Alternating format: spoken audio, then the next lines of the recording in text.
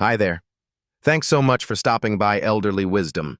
A small space, but I hope one that feels warm enough, real enough, for us to sit down and talk. Not just about health, but something deeper. How we live.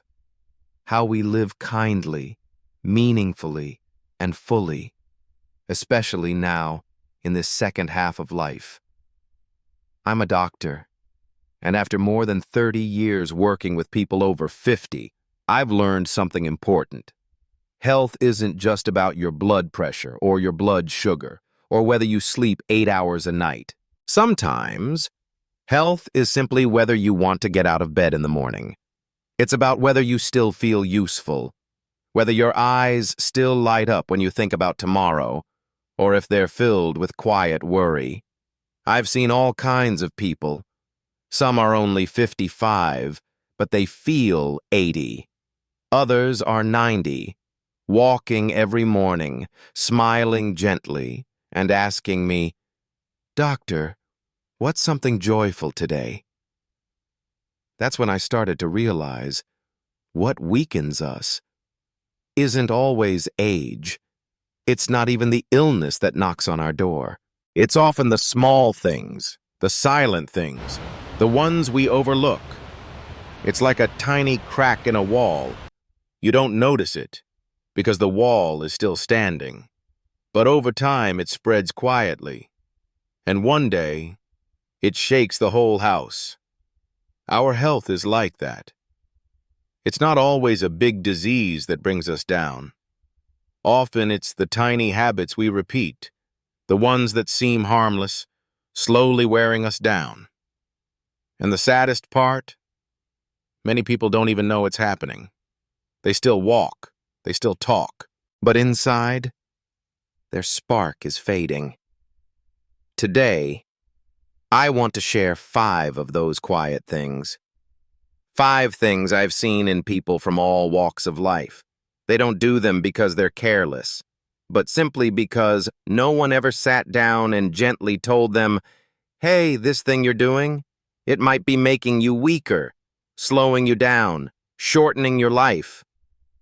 I'm not here to scare you. I don't want you to feel anxious or afraid. I just hope you'll take a few minutes, like a little pause in your day, to really listen to me, but more importantly, to yourself. You might hear something that sounds familiar. You might be surprised, realizing you're doing one of these things every day without even knowing it.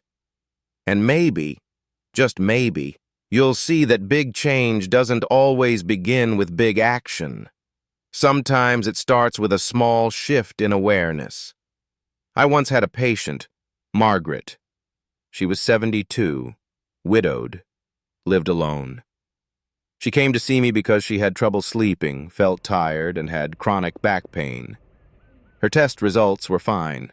Nothing serious going on. But after a few quiet conversations, I realized what was weakening her wasn't in her body. It was in her spirit.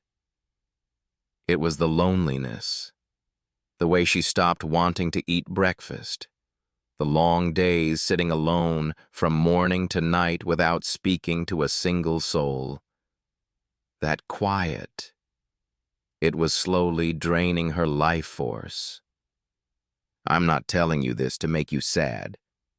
I'm sharing it because sometimes longevity doesn't begin with medicine or supplements. It begins when you finally turn inward and ask, what's really happening in me? And just like fixing a cracked wall, you don't need to tear down your whole house. You just patch the cracks, one at a time, and then again tomorrow. I know. You've come a long way to get here. You've lived through loss, through change, and I understand. The older we get, the harder it is to shift. But that's also why you deserve to live the rest of your life with clarity, lightness, and real vitality. So today, I invite you to walk with me through 5 quiet habits that might be shortening your life. Not because they're bad, but simply because they no longer match your body, your rhythm, or your soul. 1. Sleep. The thing we lost without even noticing.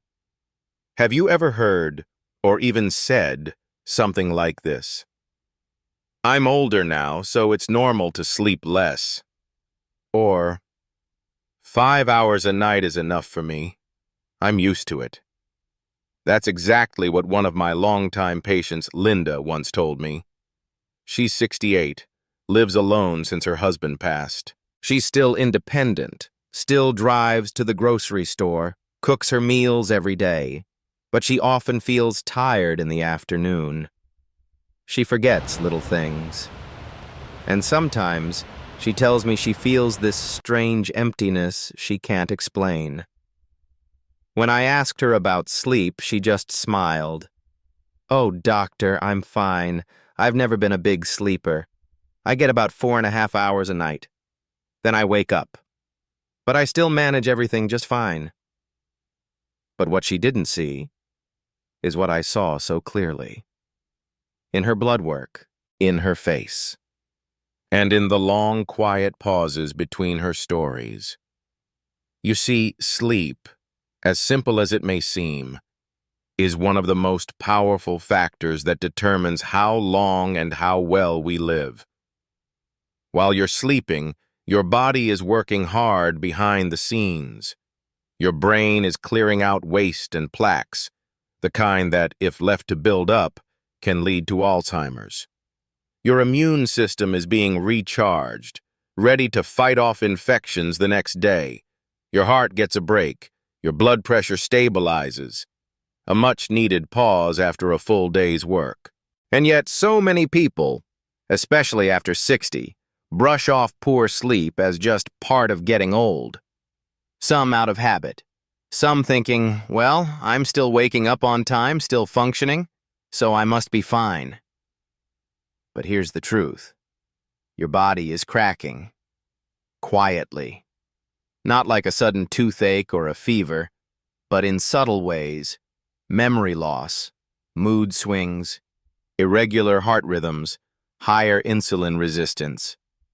Until one day, stroke, dementia, or depression arrive, like a shadow you didn't see coming. A major study from the University of California found that people who sleep less than 6 hours a night, consistently over the years, face a 20% higher risk of early death compared to those who get 7 to 8 hours. Now, I know some people want to sleep, but simply can't. Insomnia isn't just about not being able to close your eyes. It's also about hormones, emotions, even memories, especially after grief or years of living alone. Another patient of mine, Ray, 73, once said to me, "It's not that I'm not sleepy. It's just that my mind won't quiet down." And I get that. When the world outside gets quieter, sometimes the noise inside gets louder. So what can we do? I'm not asking you to force 8 hours of sleep tonight, but I do want to invite you to start here. Treat your sleep like a gift, not a burden. Build a bedtime routine, even on weekends. Turn off your phone at least 1 hour before sleep. Leave the news, social media, and worries outside the bedroom. Instead, pick up a light book, play some calming music, or simply take a deep breath and tell your body, "You've done enough. Now it's time to rest." If you've ever seen sleep as something not that important, I hope today you'll look at it like an old friend, one you've forgotten, but who still has the power to heal, restore, and protect your life night after night. You've been surviving the day on just 5 hours of sleep? Then maybe it's time to live differently, by sleeping enough to truly live. Because sometimes, longevity doesn't come from doing more. It comes from simply resting well. 2. Loneliness. The quietest illness no medical test can detect. I used to think loneliness was just a feeling, just a bit of sadness, like a Sunday when no one calls, a dinner table set for one, a holiday where no one knocks on your door. But over time, after sitting with hundreds of patients, I realized loneliness isn't just a feeling. It's a biological state, and your body responds to it just like it would to a physical wound. Did you know? When you're lonely for a long time, your body releases stress hormones, the same ones it releases when you're in danger. Your heart beats faster, your blood pressure rises, your immune system weakens, and your brain goes into high alert mode, as if you're in a fight, even though there's nothing to fight. That's the scariest part. Your body thinks you're under threat, simply because you've been alone too long. In 2023, Harvard released the longest study in history on happiness and longevity, over 80 years tracking people from youth until the end of life. And what they found stopped me in my tracks. It wasn't diet, it wasn't money, it wasn't exercise, it was relationships, the strength of your connections, that most predicted how long you'd live. You don't live longer because you drink green juice every morning. You live longer because you have someone to share that green juice with. I think of Mr. Frank, one of my patients, 74. Calm, tidy, well-organized. His wife passed over a decade ago. His children live far away. He lived alone. But if you looked from the outside, you'd think, he's doing fine. He walked daily, ate well, didn't smoke, didn't drink. Then one day, he collapsed from a sudden heart attack. No warning signs, no high cholesterol, no diabetes, no heart history. But there was something both he and I had overlooked. The silence in his heart. Not the peaceful kind, the empty kind. I don't think Frank died from illness. I think he died from a lack of connection. Have you ever felt like that? A room that's too quiet. Turning on the TV just to hear another human voice, but not really watching. Waking up in the morning and realizing no one needs you that day. If you have, please don't brush it off. Loneliness doesn't kill you all at once, but it quietly chips away at your will to live. It makes it harder to leave the house. You eat less. You sleep lighter. You stop calling people. You skip the yoga class. You stop laughing out loud because you think no one's listening. I know, because I've sat beside many people just like that. I remember one woman, Dorothy, 81 years old. She came to the clinic because of a tightness in her throat. We ran all the tests. Stomach, thyroid, lungs, heart. Everything looked fine. But then I sat down, held her hand, and gently asked, "Have you spoken to anyone recently?" She went quiet. Then tears welled up in her eyes, and she whispered, "You're the first person who's talked to me kindly all week." Her throat wasn't tight because of illness. It was tight because of all the words left unsaid. Now I know. It's not always easy to find someone to connect with. Modern life makes us physically close, but emotionally far. Families are busy. Friendships fade. And sometimes we isolate ourselves because we don't want to bother anyone. But if you're feeling lonely, please don't wait for someone else to rescue you. Be the one who reaches out. Call someone just to say hello. Write a letter. Even if you're not sure they'll reply. Go outside. Smile at the cashier. Chat with your neighbor. Join a class, a book club, or simply sit in the park and watch people go by. Connection doesn't need to be big. Sometimes it's just a glance, a hello, a text that says, "I miss you." And if you truly feel stuck, reach out to a therapist, a support group, or a caring community. Loneliness isn't shameful. but keeping it inside can quietly hurt you. I've seen people with strong bodies slowly fade simply because no one else was there to share life's warmth. And I believe healing doesn't always begin with medicine. It begins with connection, with the simple truth, I'm not alone. So if you're feeling a bit empty today, please do one small thing to reconnect.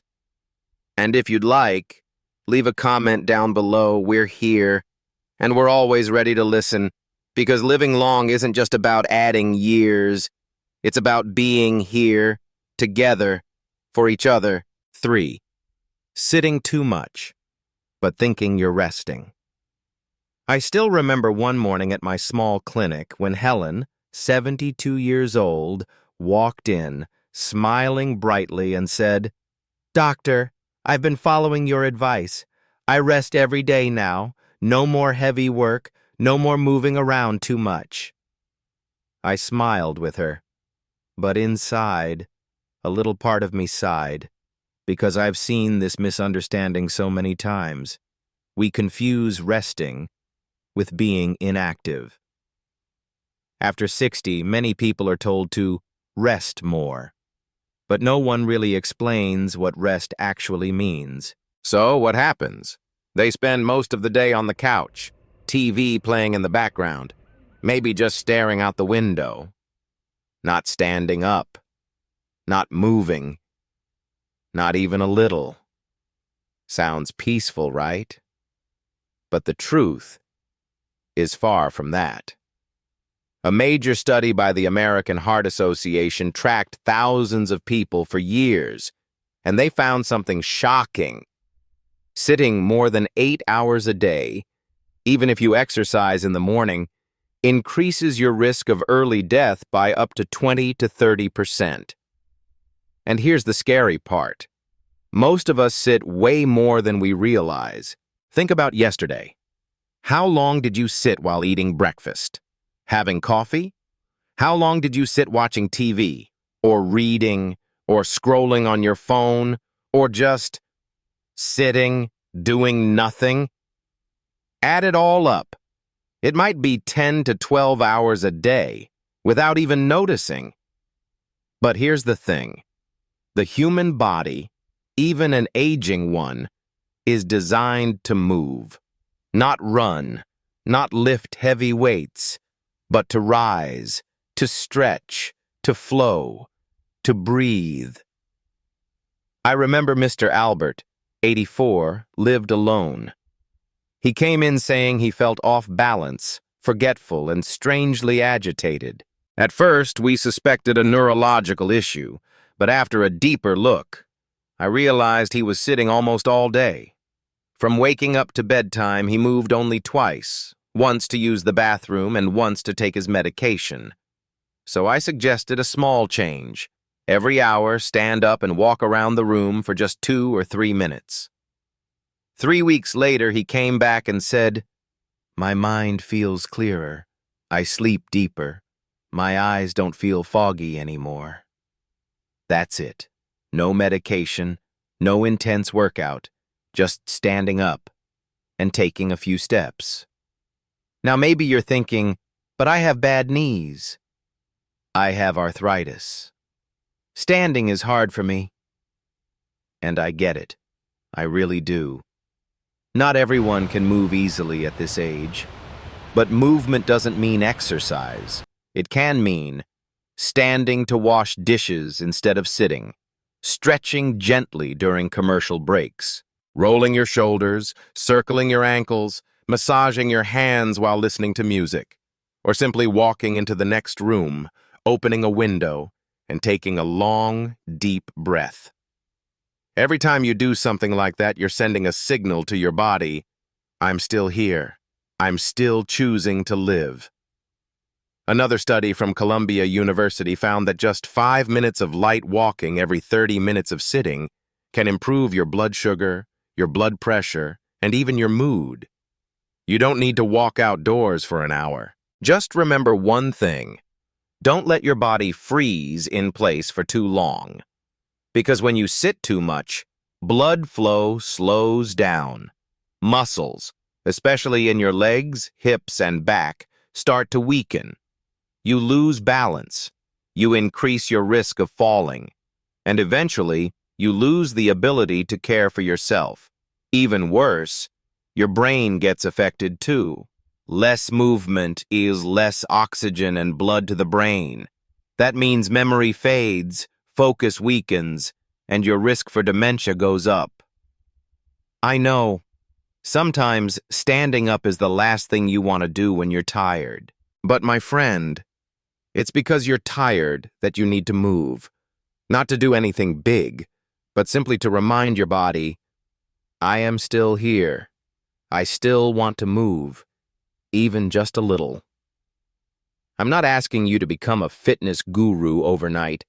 I'm just asking you, after this video ends, take a few steps. Feel your body again. You might be surprised. Your back feels taller. Your mind feels sharper. Your heart beats steadier. And most importantly, you feel unstuck in your own body. Try that today. And if you feel something shift, even just a little, share it in the comments below. Because who knows, your small act might be the reason someone else decides to stand up too. Don't sit and wait for aging to happen. Stand up and come back to life, one small step at a time. 4. Breakfast. A small thing we skip, with consequences that aren't small at all. I often start my consultations with a simple question. Did you have breakfast today? And many times the answers sound like this. I wasn't hungry. Just had a cup of coffee, that's what I usually do. I'll eat later at lunch, no big deal. If that sounds familiar to you, you're not alone. A lot of people over 60 start to feel like breakfast just isn't important anymore. Not because they don't know it's good for them, but because that natural hunger in the morning slowly fades. Sometimes it's from mild digestive issues, long-term poor sleep, or just that quiet heaviness in the heart that makes food feel unnecessary first thing in the morning. But whatever the reason, I want you to hear this clearly. After 60, breakfast isn't just a meal. It's an act of self-care. It's a natural medicine that helps your body stay balanced and your mind stay steady all throughout the day. I once had a patient, Marlene, 67. She came in complaining of dizziness around noon, low energy, and a vague sense of restlessness. No heart problems, no anemia, no chronic low blood sugar. But after digging a little deeper, I found the cause. She skipped breakfast almost every day. Just a cup of black coffee in the morning, and then errands, chores, activity. By lunch, she was starving. What she didn't realize was that skipping breakfast was causing huge blood sugar swings, affecting her blood pressure, and throwing off the hormones that manage energy throughout the day. The body after 60 simply doesn't bounce back like it used to. Even one delayed meal can throw off your rhythm. A senior nutritionist I once worked with said something I've shared with many patients since. If you can only eat one healthy meal a day, make it breakfast. Sounds a bit dramatic, right? But actually, science agrees. Breakfast is the only meal that comes after a long fast. Your body has gone hours without food while sleeping. This is the moment your metabolism wakes up. Your brain needs fuel to function. Your organs are ready for energy to start their workday. If you skip this refueling window, your body is forced to run on fumes, on what's left from yesterday.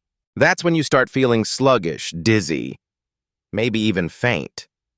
For younger people, this might not be a big deal, but in older adults, especially those taking medications for blood pressure, diabetes, or heart disease, missing breakfast can be dangerous.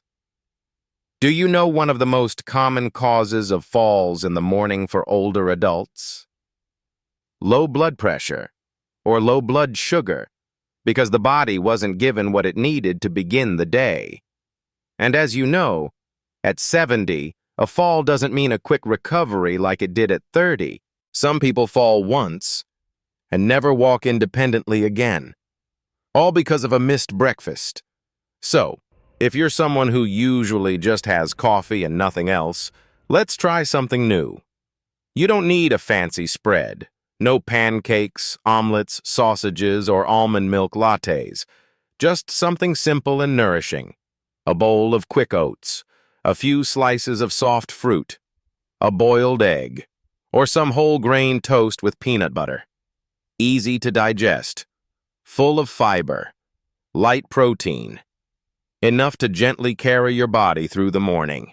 And if you say, "But I'm not hungry," I'd gently ask, are you not hungry because your body doesn't need it? Or because you've gotten used to ignoring yourself? This isn't just about food. It's about the way you begin your day, with care, with presence, with love for yourself. When you brew a warm cup of tea in the morning and prepare a small plate, even just for yourself, you're saying to your body, I care about you. I want you strong. I haven't forgotten you. That is healing. So tomorrow morning, if breakfast hasn't been your habit, try it. Just once. Nothing big, no pressure, but enough to notice a shift. And if you feel something change, maybe your head feels clearer, your heart steadier, your mind lighter, don't be surprised. Because sometimes the first step toward longevity is simply to sit down and eat a nourishing breakfast. Have you been skipping breakfast lately? Share with me in the comments. Your small change might just inspire someone else who's ready to begin again. 5. Not getting checkups. Because I feel fine. I've lost count of how many times I've heard this in my years as a doctor. I feel fine, so why would I go to the doctor? It's a common phrase. You might have said it yourself, or at least thought it. And I understand. Getting a checkup isn't exactly fun. It takes time. It can cost money. And honestly, some people are afraid that if they go, they'll find something. So instead, we stay quiet. If I don't check, I won't know. If I don't know, I won't worry. At least, not yet. But here's a truth from medicine that I hope you always remember. Not everything dangerous causes pain.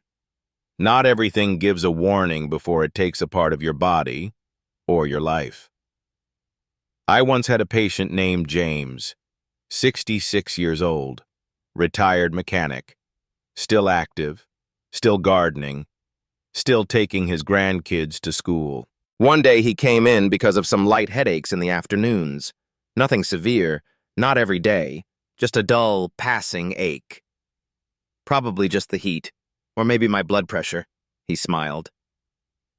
But it had been 5 years since his last full checkup, so I asked him to do a scan just in case. And there it was, a small brain tumor. Still early, not yet spreading, but large enough to press against the area that causes pain. Luckily, we caught it in time. Treatment went well. And today, James is still alive, still smiling, still gardening, and still telling me stories about his grandson learning to swim. But if he hadn't come in that day, if he'd waited until the pain got worse, that story might have had a very different ending. You see, things like high blood pressure, type 2 diabetes, fatty liver, early-stage cancers often don't show symptoms until much later. They creep in quietly, day by day, month by month. And by the time you feel something's wrong, it may be too late for prevention. And all you can do is fight. That's why early detection is always better than late treatment. I often compare it like this.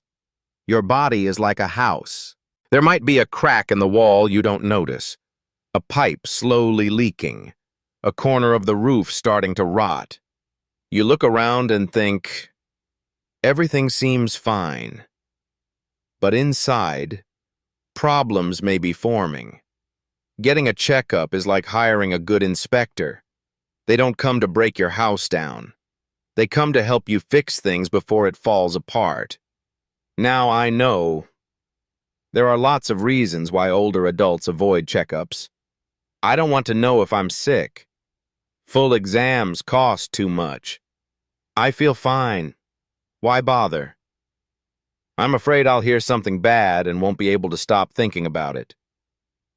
But the truth is, avoiding it won't make anything go away. In fact, knowing early gives you more options.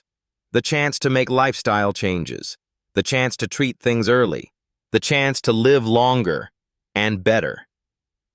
You might be thinking, I'm already in my 60s or 70s. How many years do I have left anyway? But I want to ask you, how do you want to live in the years you do have left? Do you want to live proactively? Or live in fear? Always waiting for something to go wrong? One simple blood test can tell you about your sugar levels, kidney or liver health, signs of inflammation. One blood pressure check could help you adjust your diet before something serious happens. One basic exam could reveal something you'd never suspect and give you the chance to act in time. I once had an older couple, Mr. and Mrs. Miller. He came for his yearly checkups every year without fail. She didn't. I don't want to hear bad news, she told me. That year, during his visit, we noticed he had signs of anemia. We looked deeper and decided to screen them both. It turned out Mrs. Miller had a very early-stage cancer in her small intestine. She didn't need chemo. She got treatment early. And now, 6 years later, she's still healthy, still walking every morning hand in hand with her husband. One visit saved 2 lives. My friend, you don't need a checkup every month. You don't need every expensive test. But at least once a year, give yourself one morning to sit with a doctor and ask, where is my body at right now? Not because you're weak, but because you're living with responsibility for yourself and for the people who love you. So, if it's been a while since your last full checkup, take out your phone, book an appointment. Today. Don't wait for symptoms, because sometimes, by the time your body starts to tell you something's wrong, the problem has already had a long head start. Getting a checkup isn't about looking for disease. It's about finding your chance to live longer, live better, and live on your terms. You deserve a life that's full, not one where you wait for something to break before you start caring. My dear friend, I didn't share all of this to make you anxious or to have you look at your body with fear. And I definitely don't want you to see aging as a slow countdown full of limits. Quite the opposite. I want to gently invite you to look at yourself, slowly, kindly, and with deep compassion. Because sometimes the greatest gift of getting older isn't just wisdom, but the chance to live more consciously. To be aware of each breath you take in the morning. To notice if you're still sleeping enough, still laughing enough, still caring about that first meal of the day. Still giving yourself a few minutes to stand up, to step outside, to listen to the soft hum of life continuing all around you. I know. Not all of us have had an easy journey. Some wounds don't heal with time. Some words were never spoken, and some days pass in silence. But if you're still here, still reading these words, it means you still have time. You still have choice. You still have the power to live each day in your own way. Living long isn't about outlasting others. It's about living more truthfully, with yourself, more deeply, more peacefully, and learning to treasure even the smallest moments. A nourishing breakfast, a restful sleep, a surprise call from someone you once loved deeply. If what I shared today resonated with you, if you saw yourself in any part of this, I'd be honored if you'd leave a comment below.